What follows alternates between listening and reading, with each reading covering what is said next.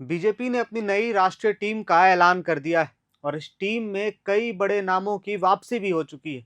तो वहीं कुछ पुराने चेहरों की जिम्मेदारियों को बदल दिया गया है। पार्टी अध्यक्ष नितिन नवीन के अध्यक्ष बनने के बाद ये सामने आई नई टीम में अनुभव, संगठन और नए चेहरों का मिश्रण देखने को मिल रहा है। सबसे पहले उन नामों की बात करते हैं जिन पर इस फेरबदल में सबसे ज्यादा नजर है। स्मृति ईरानी को एक बार फिर बीजेपी का राष्ट्रीय महासचिव बना दिया गया है। यानी 2024 का लोकसभा चुनाव हारने के बाद अब संगठन में उन्हें नई जिम्मेदारी मिली, जो कि एक अहम जिम्मेदारी मानी जा रही है। स्मृति ईरानी इससे पहले भी बीजेपी की राष्ट्रीय महासचिव रह चुकी हैं और केंद्र में नरेंद्र मोदी सरकार के दौरान महिला एवं बाल विकास मंत्रालय और उसके बाद फिर मानव संसाधन मंत्रालय भी संभाल चुकी।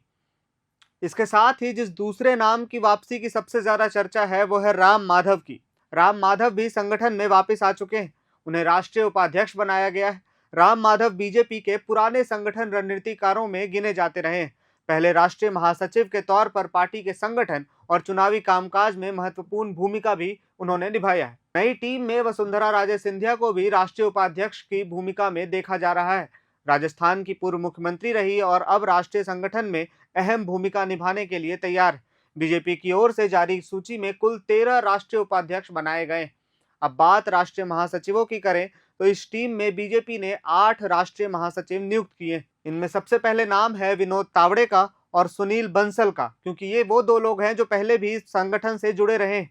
वहीं इसके अलावा विप्लव कुमार देव, स्मृति ईरानी, सतीश पूनिया, गजेंद्र पटेल, हरीश द्विवेदी और संजय भाटिया को भी राष्ट्रीय महासचिव की जिम्मेदारी दी गई। झारखंड के लिहाज से भी इस सूची में एक अहम नाम सामने आ रहा है। डॉक्टर प्रदीप वर्मा को राष्ट्रीय सचिव बनाया गया है। वह झारखंड से आते हैं और राष्ट्रीय संगठन में उनकी भूमिका अब निश्चित हो चुकी है। राष्ट्रीय सचिवों की सूची में भी के सुरेंद्रन, भोला सिंह, जगदीश ईश्वर भाई पटेल, संदीप पाठक, फॉगनॉन कोन्याक, संगीता यादव, अनिल एंटनी, एम वेंकटेशन, मनोज तिमगा, सिद्धार्थ शंभू, स्वदेश सिंह। अब आते हैं उस बदलाव पर जिसकी सबसे ज्यादा चर्चा हो रही है और वो नाम है अमित मालवीय का। अमित मालवीय लंबे समय से बीजेपी के डिजिटल और सोशल मीडिया कैंपेन का एक प्रमुख चेहरा रहे हैं। अब उन्हें पार्टी के सोशल मीडिया कन्वीनर की जिम्मेदारी से मुक्त किया गया है। उनकी जगह दीपक महस्के को यह जिम्मेदारी दी गई। दीपक महस्के का प्रोफाइल भी इस बदलाव को खास बनाता है।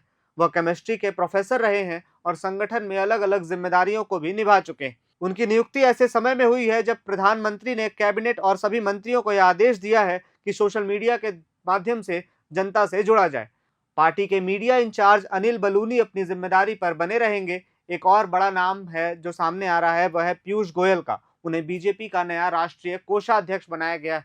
पीयूष गोयल इससे पहले भी बीजेपी के राष्ट्रीय कोषाध्यक्ष रह चुके हैं। अब उन्हें एक बार फिर यह जिम्मेदारी दी गई।